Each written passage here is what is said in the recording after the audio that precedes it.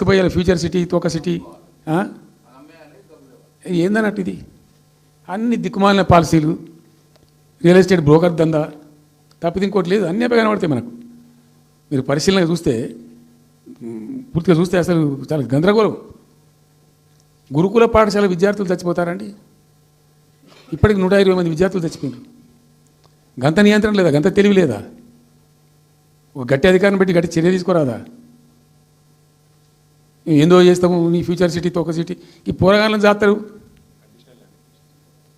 తర్వాత ఫార్మా సిటీలో ఆ ల్యాండ్ అక్వైర్ చేసినప్పుడు కండిషన్ ఏంటంటే ఓన్లీ ఫార్మా సిటీకి మాత్రమే వాడతాము ఇట్స్ కండిషనల్ ల్యాండ్ అక్విజిషన్ హైకోర్టులో కేసు ఉంది హైకోర్టులో ఈ ప్రభుత్వం ఏం చెప్తుంది లేదు ఫార్మా సిటీ ఉంటుంది మళ్ళీ ఆడ 3,000 ఎకరాల్లో వాడేవాడు